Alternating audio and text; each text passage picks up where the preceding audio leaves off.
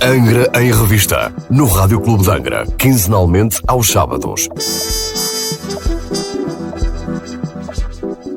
Muito boa tarde, sejam bem-vindos ao Angra em Revista, este sábado, dia 13 de fevereiro, véspera de namorados, hoje Dia Mundial da Rádio. Já agora, Sr. Professor Alan Menezes, muito boa tarde. Boa tarde. Muito obrigado.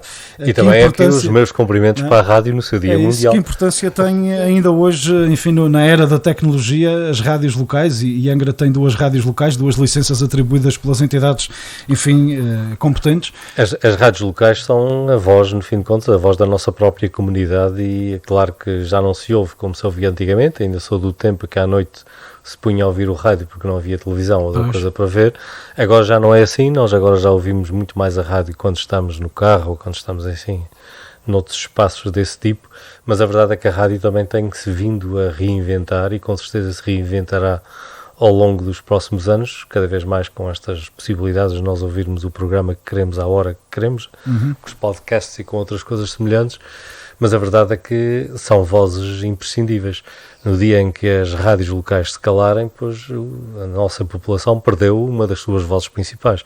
Aliás, a rádio e a comunicação social, em concreto a imprensa, a imprensa local, são essenciais. Aquilo que distingue Angra e distingue a Ilha Terceira de outros territórios mais pequenos é nós termos aqui alguma comunicação social que ainda vai tendo alguma voz que nos faz ouvir a todos, porque no fim de contas, através das rádios e dos jornais locais, nós conseguimos comunicar connosco próprios, nós enquanto comunidade, e conseguimos criar aquela força e aquela influência que depois fazem mover a política e fazem mover a sociedade. E, de facto, nesta arquitetura, a rádio é imprescindível e cada vez mais nós temos que investir nela, já não tanto na rádio em tempo real, porque essa de facto tem hoje um espaço de audição mais curto, mas na rádio que seja capaz de produzir programas que depois se possam ouvir em qualquer altura, pois isso é essencial. Aliás, como este nosso, não é? Sendo e apelando a esta parte histórica que acabou por referir, do tempo em que nem televisão havia, essa acompanhou, passou por estas gerações, por estas eras todas, por estas décadas de evolução, de rápida evolução. A Terceira também já teve outro dinamismo do ponto de vista, nomeadamente da imprensa. Preocupa, olhando para a frente, para o futuro, que a rapidez com que a tecnologia está a dominar a nossa vida hoje em dia possa levar para um lado preocupa do pouco que nos resta hoje? Por um lado preocupa, mas por outro lado também dá esperança, porque de facto estas tecnologias vêm oferecer ferramentas que há uns anos atrás era impensável termos. Basta olharmos para o que já começa a acontecer no panorama televisivo, em que em muitas das nossas freguesias já há quem produza programas que são vistos por milhares e milhares de pessoas, o que há uma década atrás, ou 2 décadas atrás, era algo que ninguém se lembraria que algum dia fosse possível. Portanto, ao mesmo tempo que estas tecnologias colocam em crise e trazem dificuldades aos meios de comunicação mais tradicionais, abrem novas oportunidades que podem e devem ser aproveitados também pelos meios tradicionais e com certeza que é um desafio que se coloca também aqui ao Rádio Clube de Angra, mas abrem também outra possibilidade de outras vozes e de nós termos outra comunicação. Eu sou do tempo ainda em que, aliás, eu vivi, com sorte minha e da minha geração, vivemos um tempo de extraordinária mudança que não tem paralelo, talvez, em tempo algum, no que diz respeito à comunicação. Nós aqui nestas ilhas... A rapidez com que isto mudou. Numa vida eu passei do tempo em que nós aqui nestas ilhas tínhamos a comunicação social local e mesmo assim com grandes dificuldades. Porque aqui o Rádio Clube de Angra, eu que sou ali dos Altares, à noite via-se com imensas interferências, portanto havia problemas, havia rádios de outras zonas da Europa que transmitiam frequências ao lado e eram silvos e uma dificuldade às vezes em perceber-se, de um tempo em que nós praticamente só tínhamos isso, o FM ainda nem sequer tinha chegado, tirando o FM da base e não se ouvia nos Altares, ou o tempo em que não havia televisão, a um tempo em que eu hoje tenho aqui no meu telemóvel uma aplicaçãozinha que tem, não sei quanto, 30 mil estações de rádio pré-sintonizadas, em que se me apetecer o que é que se diz na Mongólia, se eu entendesse o que lá dizia, sou capaz de o ouvir. Com esta particularidade. Com esta particularidade, sem perceber.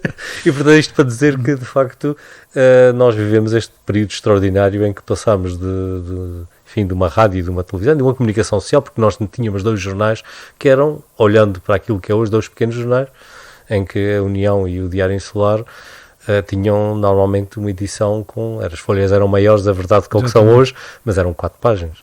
E normalmente as notícias chegavam, além da censura e de tudo isto que impedia que se falasse muita coisa, eram quase tudo notícias repetidas de dias anteriores. Saber as coisas em tempo real, como nós hoje, 5 minutos depois, quase já sabemos, era impensável nessa altura. Ou seja, mudou tudo. De facto, isto trouxe dificuldades e a imprensa local está a passar por tempos difíceis. As rádios locais também passam por tempos difíceis. Eu sei que os anunciantes não abundam. Portanto, nós vivemos um período complexo desse ponto de vista da sustentação desses meios de comunicação, mas ao mesmo tempo abriram-se outras portas e abriram-se outros horizontes.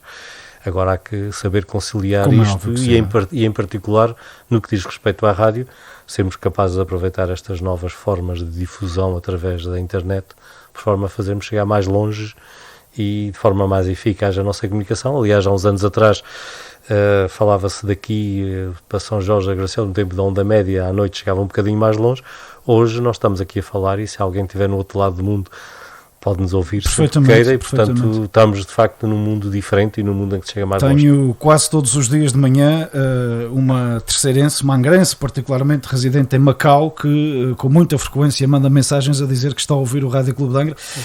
Tenho um ouvinte no país de Gales, imagino, também religiosamente quase todos os dias de manhã, enquanto estou a fazer o programa da manhã, manda uma mensagem a dizer que está a ouvir, matando saudades da sua terra. De facto, nós também estamos por todo o mundo e isso acaba por ajudar. Para além de toda a tecnologia, isso me permite, porque o espaço é seu, não meu, mas já agora em nome do Rádio Clube de Angra agradecer as suas palavras, dizer que temos feito aquilo que nos é possível. Estamos neste momento a diligenciar uma parceria com a plataforma da SAP para também fazer chegar os conteúdos, enfim, do Rádio Clube de Angra bem mais longe. Investimentos foram feitos na área da modernização do site, na criação das aplicações para as diversas, enfim, plataformas e, portanto, temos tentado, obviamente, essa semana entramos também no YouTube, este novo mundo, não é? Que as rádios têm também que começar a explorar, apesar das pessoas pensarem, mas isso é vídeo, pois, mas as rádios também têm que entrar por aí, portanto é o que é. Não, aliás, hoje a distinção entre a imprensa, o escrito, o falado e o vídeo começa a ser muito ténue. Nós, exato, na maior parte das vezes, temos produtos que são de facto uma síntese de tudo isto. Não é incomum termos no mesmo,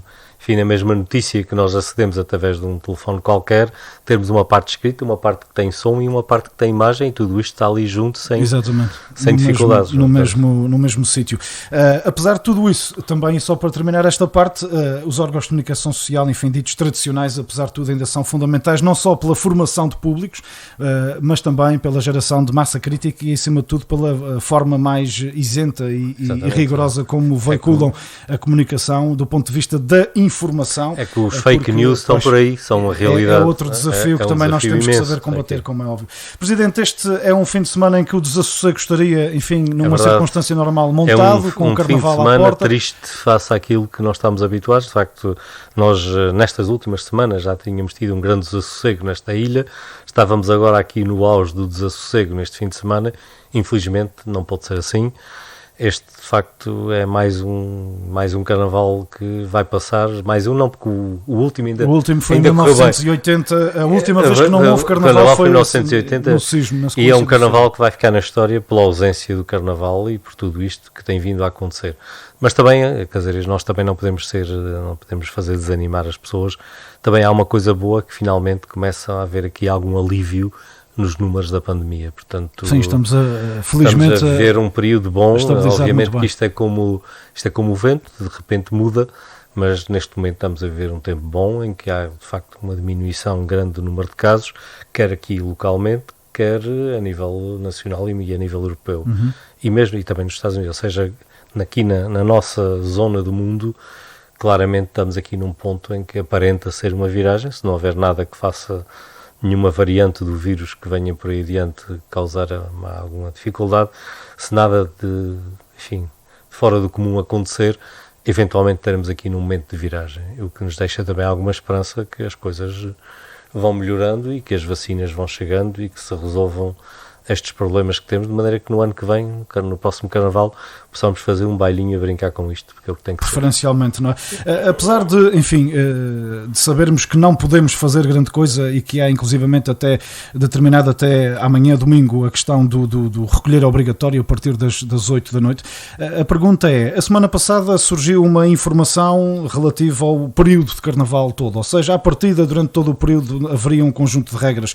Esta semana, o Conselho de Governo determinou determinou um conjunto de outras regras, já com, enfim, ligeiras alterações para a segunda e para a terça-feira, onde as coisas afinal já podem funcionar, algumas até meio tempo, outras todo o dia, por aí fora. Não há tolerância de ponto, o que também gera aqui algumas dificuldades, nomeadamente aos pais que não têm depois onde deixar os filhos e têm que trabalhar. Mas tudo isso tem que ser compreendido dentro do período extraordinário em que nós vivemos, longe de mim e estar aqui em advogado do governo, mas a verdade é que estamos a ver um tempo difícil em que para os decisores políticos fica difícil ter decisões a um prazo mais alargado. Muitas destas coisas acabam por ter que ser decididas em cima do acontecimento face à evolução da coisa. Usando aqui as devidas aspas. E é o que está a acontecer realmente é isso. Pronto, podia ter sido melhor, podíamos ter tido isto resolvido talvez uma semana antes, mas a verdade é que não podia ter sido muito antes disso, porque nós não sabemos o dia da manhã.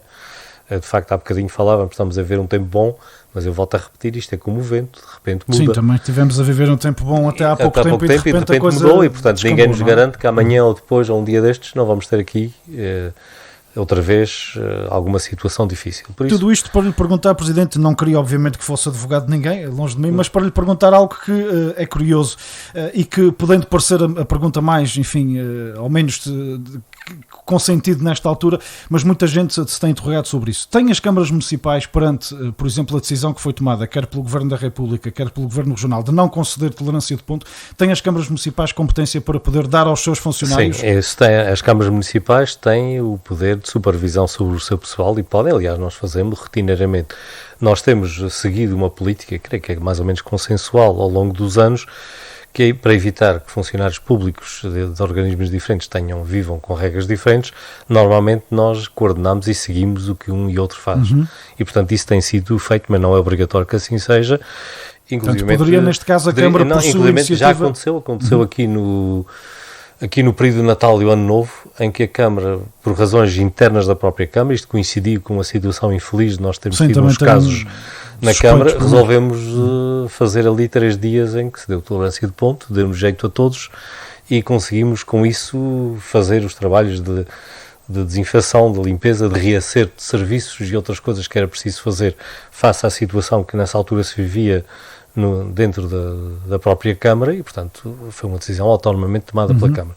E aqui, neste caso, nós tomamos também já uma decisão que foi dar algum grau de flexibilidade, como muitas das famílias têm crianças que, no caso do pré-escolar, inesperadamente ficam em casa, pois nós liberalizamos ao máximo o recurso ao teletrabalho e as pessoas que precisaram de ficar em casa ficaram a trabalhar em casa, como aliás a lei prevê, e ficaram em teletrabalho. Portanto, houve aqui da parte da Câmara uma flexibilidade muito grande no sentido de não causar engulhos aos trabalhadores.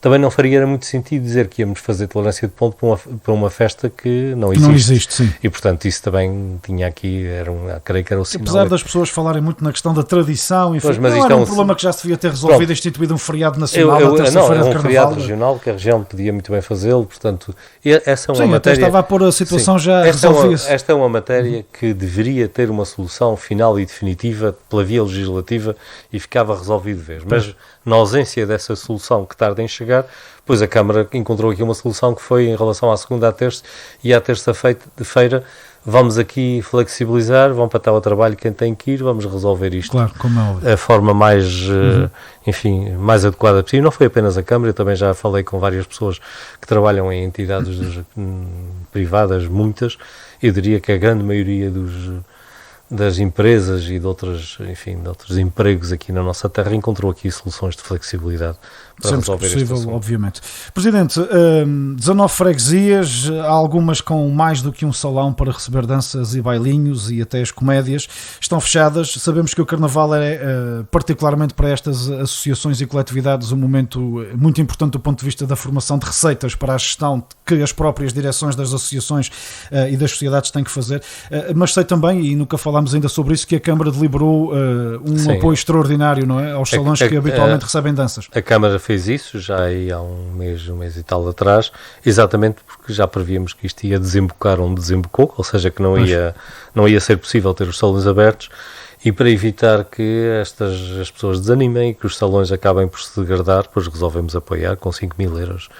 E é isso que foi feito no sentido de manter tudo isto em 5 mil funcionamento. euros a cada direção de cada associação. Que, no sentido de garantir que nós chegamos ao fim desta pandemia com todas as nossas instituições em bom estado e em condições de abrirmos rapidamente e retomarmos a nossa vida. O pior que nos podia acontecer era, depois de acabar a pandemia, termos problemas porque não tínhamos sido capazes de manter as coisas. Portanto, estamos a manter tudo em funcionamento.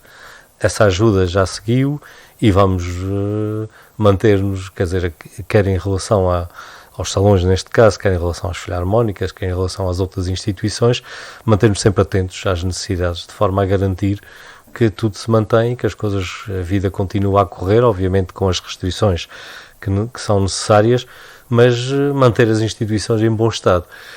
Fizemos-lo no ano passado, vamos fazê-lo neste ano. A mesma coisa vai acontecer em relação aos bolsos, que é uma matéria que já se começa, enfim, a Quaresma ainda não chegou, mas já se começa a falar nisso, portanto vamos fazê-lo e já se está aí a coordenar com as diversas instituições no sentido de haver a distribuição do pão, do vinho e nas freguesias em que seja possível da carne, no sentido de mantermos as nossas tradições e inclusive no sentido de haver coroações, não com cortejos, mas como falámos na última falámos no último programa, no sentido das pessoas pelo menos manterem quer a vertente religiosa, quer o essencial daquilo que é a vida comunitária dentro da normalidade possível face à normalidade dos dias que correm. Como é óbvio. Esta semana também, que está agora a terminar, foi a semana em que os sinais e os sentidos de trânsito mudaram já, na sequência daquilo que também já falamos aqui bastas vezes, na Rua do Marquês, ali no Prior do Crato, enfim, Rua do Palácio. Ou seja, está para breve este início. Já começou.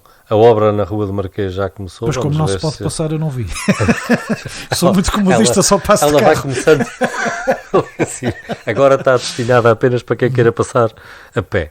Mas a obra já começou ali do jardim para cima e vamos ver se damos conta do recado rapidamente. A outra obra anterior a esta está terminando, ali na Rua da Rosa. Não acabou tão depressa como eu gostaria, houve para aqui uma quantidade de dias de chuva que atrasaram manifestamente as coisas, mas pronto, são as contingências do inverno. E, sim, este nosso inverno está um bocadinho chato, não tão desagradável como outros, com eventos, enfim, mais extremos.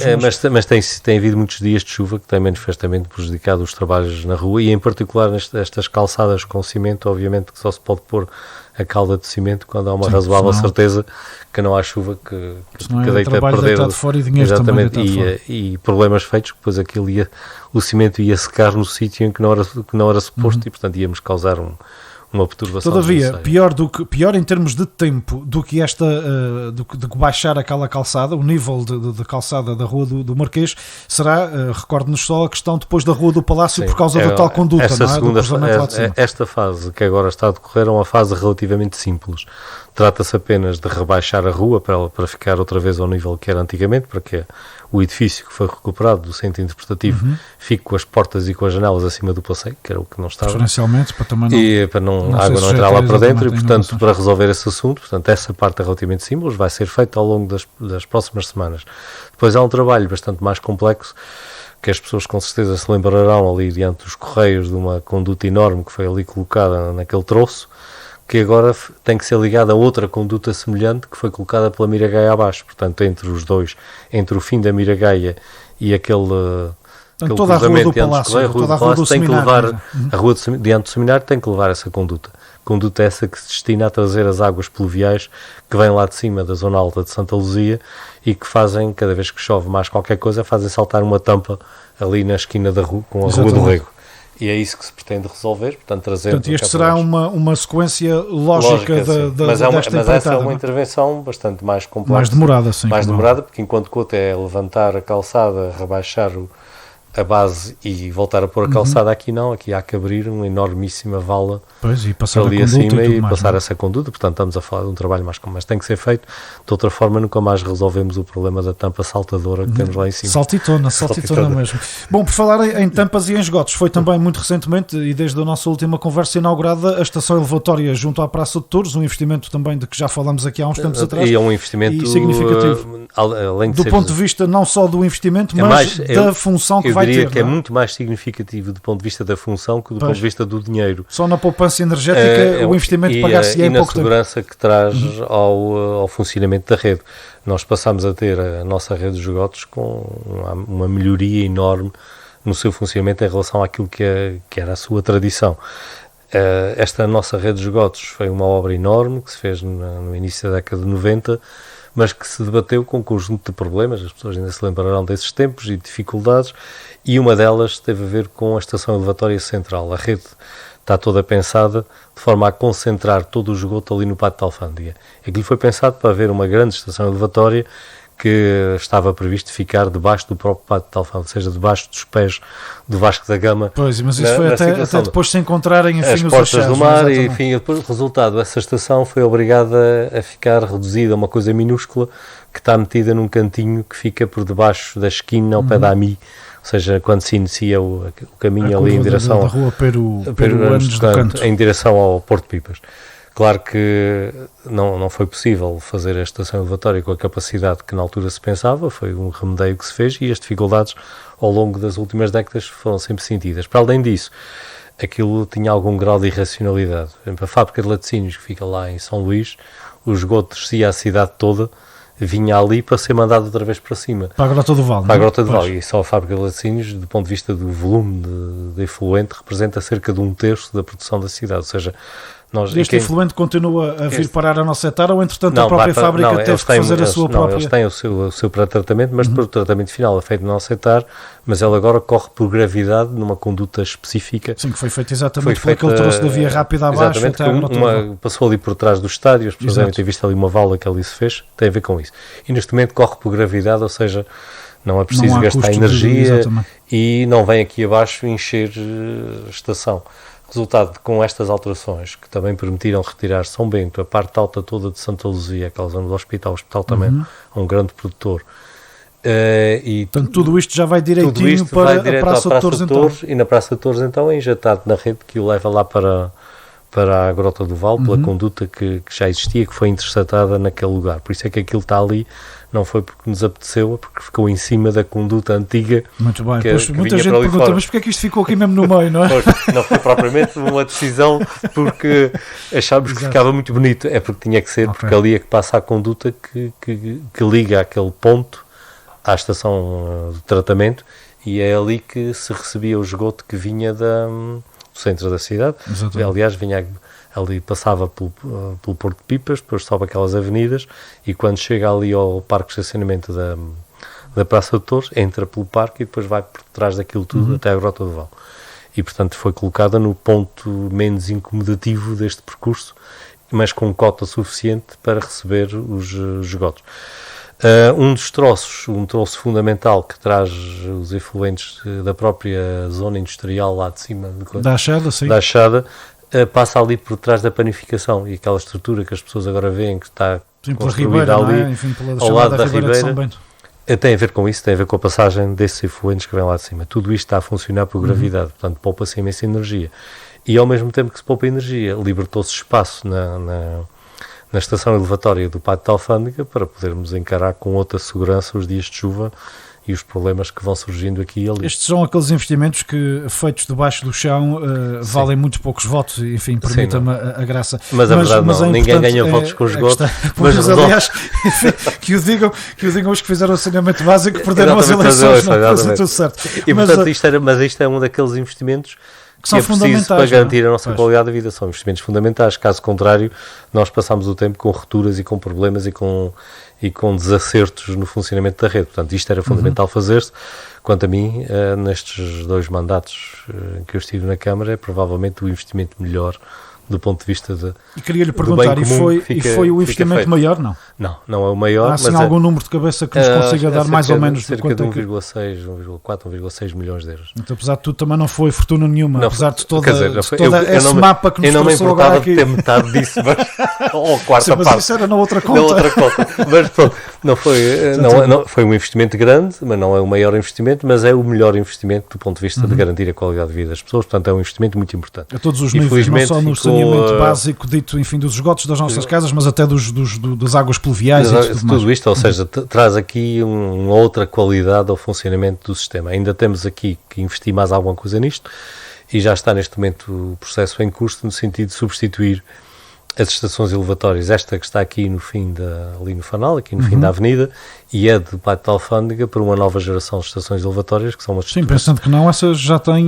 são de 92, já têm 93. 30 aninhos quase. Estão no fim da sua vida útil, apesar de no caso do Pátio da Alfândega, nós termos renovado toda a parte dos automatismos e todos os mecanismos de controle, porque ela tem que continuar a funcionar como alternativa, mas estamos aqui em vias de comprar uma nova geração de bombas que são fechadas e, portanto, deixa de ter aquela questão dos cheiros e das lavagens de ar. No Pátio da Alfândega, em particular, era de vez em quando tem uns dias que tem ali um cheirinho que não era preciso. E vamos a caminho de fazer essa substituição e aí ficaremos então com a rede a funcionar bastante melhor do que aquilo que funciona. Muito bem. Presidente, ontem, sexta-feira, realizou-se a Assembleia Municipal de Fevereiro, a primeira deste novo ano. Um dos pontos da agenda teve que ver com algo que também já aqui falamos, ainda bem recentemente, que é a obra do Mercado Municipal. A pergunta é, mas porquê é que a Câmara precisa de levar à Assembleia Municipal? Porque trata-se de um investimento plurianual. A Câmara tem autonomia. Ou seja, será dividido por mais do que um orçamento. Está dividido por 3 orçamentos. Muito bem. Em consequência disso, é competência da Assembleia Municipal fazer a sua autorização, razão pela qual foi submetida à Assembleia Municipal. Infelizmente ainda não está tudo concluído, ainda estamos naquela fase em que ainda há revisões de projeto que estão a ser feitas, mas pronto, estamos em condições de iniciar o processo. Pormenor, não é? Coisas mais de pormenor, mas às vezes, como é que costuma dizer, no detalhe, o diabo está no detalhe. O diabo está nos pormenores, exatamente. Pronto, nós estamos a tentar, estamos a fazer os possíveis por esconjurar o diabo dali para fora. A questão do mercado é uma luta antiga, mas pronto, eu diria que do ponto de vista da complexidade da obra, é a obra mais complexa desde que eu estou aqui na Câmara Municipal e é uma obra que tem um projeto complexíssimo, porque não é apenas o mercado, é a questão do a escavação para o estacionamento subterrâneo. Portanto, tudo isto é complexo e difícil e pronto, foi um processo longo e além disso temos sempre aquelas complicações adicionais. Nós estamos a trabalhar no coração da zona classificada e portanto há aqui também complicações da natureza arquitetónica que precisam ser resolvidas. Portanto, estamos a tentar resolver rapidamente tudo isto. Ficamos com mais este passo dado e vamos ver se muito depressa temos o concurso na rua. O público em geral já teve a oportunidade, apesar de já aqui termos falado, mas enfim, ouvir uma coisa, ver a outra. Esta semana foi capa do nosso Diário Insular, exatamente, a maquete enfim, da arquiteta de Xerinho. Já tinha sido mostrado antes, ou seja, no fim de contas, aqui, desse ponto de vista, não há nada novo. Portanto, sim, em termos de maquete, é a maquete, claro, os pormenores estão dentro da maquete. Exatamente. Não é aí que estão os tais benditos pormenores. Exatamente. A questão aqui depende-se com os fundos comunitários, ou seja, obviamente esta é uma obra vultuosa do ponto de vista do investimento, será candidatada a fundos comunitários, mas estamos aqui também com todo este atraso que só está a prejudicar o funcionamento dos municípios. Nós tentamos também aqui encadear as coisas de forma a que tudo bata certo, porque as regras são que a Câmara pode começar as obras antes dos fundos, não pode acabá-las antes, portanto isto foi também estudado de maneira que bata certo. Muito bem. Mesmo que haja aqui alguns como estamos aqui em transição de quadros comunitários e o novo está atrasado, a não ser que haja qualquer catástrofe que leve 3 anos para os fundos ficarem disponíveis, o que com certeza não acontecerá, estamos a bom tempo para os aproveitar. Portanto, isto também foi pensado no sentido de aproveitar ao máximo os fundos que são disponibilizados para o município, como é a nossa obrigação. E, portanto, o lançamento destas obras segue aqui uma certa sequência que não é, digamos, também mais uma vez, como a estação de elevatória, não é porque a gente gosta, é porque é preciso também seguir uma certa lógica para evitar que a Câmara fique afogada em dívidas. A maior parte das vezes as pessoas não têm noção, enfim, fala-se muito da promessa do político e do compromisso e da concretização do compromisso do político, mas, por exemplo, todos os prazos de contratação pública são uma pessegada, permita-me a expressão, para quem está do ponto de vista do gestor que quer pôr a coisa a funcionar. E não é só isso. É muito complexo, de facto, todo este processo. E é preciso também não esquecer que se nós quisermos ser responsáveis na gestão da coisa pública, temos que gerir os investimentos de forma a nunca criar sobre-investimento, ou seja, não voltar a gerar as malditas dívidas que tanto trabalho deram para resolver, não é? Ou seja, não queremos de maneira nenhuma pôr em causa o trabalho que ao longo desta última década foi feito no sentido de termos contas equilibradas, razão pela qual nós só podemos iniciar investimentos e fazer investimentos quando temos a garantia que conseguimos obter os fundos necessários para isso. É correto dizer-se que Ala Menezes tinha dinheiro da Câmara para fazer a obra do mercado toda, mas isso seria irresponsável porque dilapidaria outra vez os recursos financeiros da Câmara? Exatamente. Dito desta forma, não estou a cometer nenhum pecado. O que aconteceria é que nós quiséssemos fazer isto mais depressa e fazer antes do quadro comunitário, teríamos que endividar a Câmara em 7 milhões e meio de euros, ou 6 milhões, e obviamente que depois da obra feita já não seria de maneira nenhuma comparticipada, ou seja, essa seria uma dívida que quem viesse a seguir teria para pagar. Portanto, isso não é propriamente responsável. Portanto, a forma mais responsável de o fazer é fazer como até agora temos feito, em que todas estas obras que as pessoas têm visto aí pela cidade surgir, como esta dos esgotos que falávamos, o centro interpretativo, o jardim, o fanal, tudo isto foi feito e foi pago. Não fica um cêntimo de dívida para quem vier a seguir. Portanto, estamos a fazer e ao mesmo tempo estamos a pagar cerca de 1,5 milhão, 1,7 milhões de dívidas antigas em cada ano. Isto ainda. E portanto isto é importante as pessoas perceberem que para ter isto, a vida da Câmara ou a vida de uma instituição não é diferente das nossas vidas pessoais. Eu se meter a comprar um carro, uma casa e mais não sei o quê, não vai correr bem. Uma prestação de 50 anos ou de 40 anos. E depois não vou conseguir resolver isso. E portanto a solução adequada é fazermos aquilo que tem vindo a ser feito, que é irmos fazendo as obras à medida que os recursos chegam. E a verdade é que até agora tem chegado e isto é importante porque estamos também em fim de mandato dizer às pessoas que nestes últimos 2 mandatos não ficou um cêntimo por pagar a quem quer que seja, não aumentou a dívida um cêntimo. Todas as obras que foram feitas e estas que estão em execução, por exemplo, começou aqui embaixo, aqui no fim da rua também o Jardim. José Agostinho, integralmente paga com fundos do município e, portanto, não ficará um cêntimo de dívida para a frente. O fanal está ali feito, integralmente pago, não ficamos a dever nada e, portanto, é importante que isto fique claro. Nada, nem à banca, nem a quem fez, nem quem trabalhou para o portanto, ficou resolvido. Exatamente. E a mesma coisa, esperamos nós que venha a acontecer com o mercado, portanto, neste momento estamos em condições de responsavelmente partir para a obra do mercado, porque temos os recursos necessários para garantidamente conseguirmos fazer, sem ficarmos a dever nada a ninguém, nem causarmos mais por falar em dinheiro, a Assembleia Municipal ontem também fez a transição peço desculpa, de saldos, não é? Do ano passado para este ano. Isto é uma questão que as pessoas às vezes também têm dificuldade em perceber. As leis que regem a contabilidade pública têm aí uma diferença em relação às leis que regem as nossas contas privadas.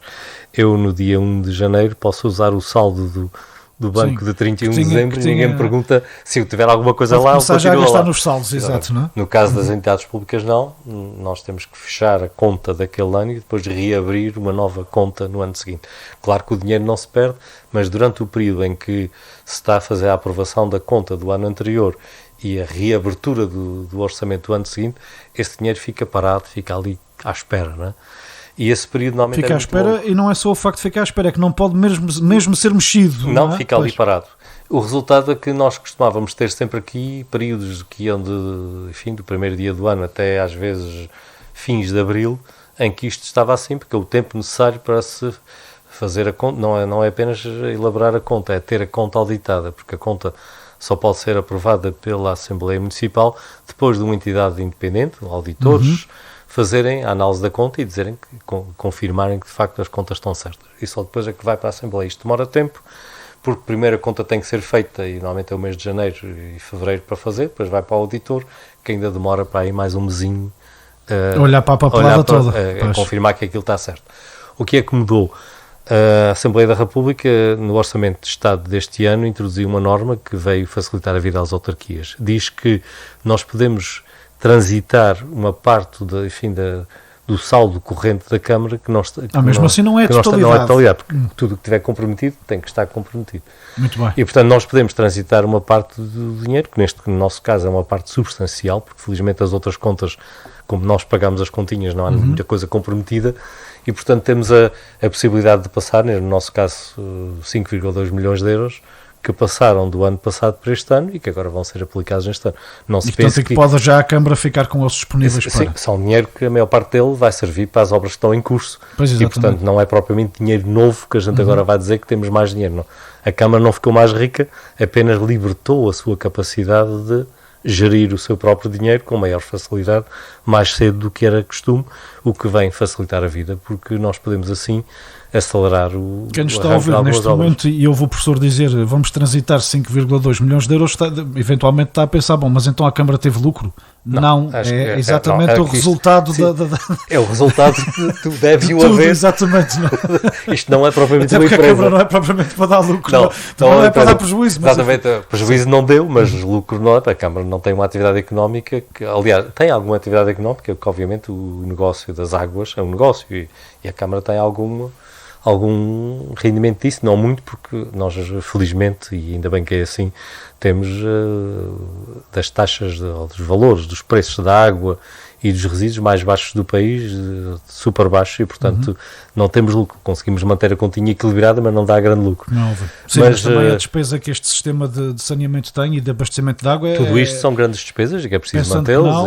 Lá está, mais uma vez falamos de coisas que estão debaixo do chão e que as pessoas muitas vezes não valorizam. Quando abrem a torneira até parece que a água que sai ali da parede. Exatamente. Mas ela já faz um percurso que vem de longe e é preciso ser tratada e controlada. Enfim, há um conjunto de tarefas que o município faz e isto representa também uma parte importante dos seus custos com o pessoal. Temos o pessoal que tem que manter as redes de água em funcionamento, tem que garantir que o cloro está certo, que a água chega à casa das pessoas, que não há falta de água. Sim, as análises que são feitas também custam dinheiro, essas coisas todas. Por detrás destas coisas está um mundo de atividades e de despesas que tem que ser coberto. Portanto, felizmente também não há razão de queixa. Muito as bem, contas estão certas aí, portanto não há dificuldades, mas não se fique com a ilusão de que há aqui uma riqueza, não é isso. São verbas que estão afetas a obras que estão em curso, que simplesmente estão a mudar de 31 de dezembro para 1 de janeiro. Exatamente, mais nada.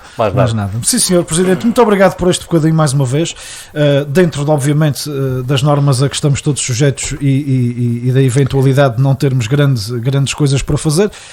Ficamos em casa, possível, obviamente, com a ficamos em casa, vamos com umas filhosas e umas coisas. Isso, e de preferência até se a malta se puder entreter em casa a fazê-las, exatamente, passa mais depressa. Por nós por cá no Rádio Clube de Angra vamos dar obviamente o contributo que nos é devido e recuperaremos ao longo dos próximos dias, até à próxima terça-feira de Carnaval, um conjunto vasto de antigas danças e bailinhos que durante os próximos dias vão poder ser ouvidas aqui, quase como se o Carnaval estivesse a acontecer num salão qualquer perto de nós. Muito obrigado, Presidente, até daqui por 15 dias. Quanto aos ouvintes do Rádio Clube de Angra, desejo também a todos a continuação de um bom fim de semana. Angra em Revista, no Rádio Clube de Angra, quinzenalmente aos sábados.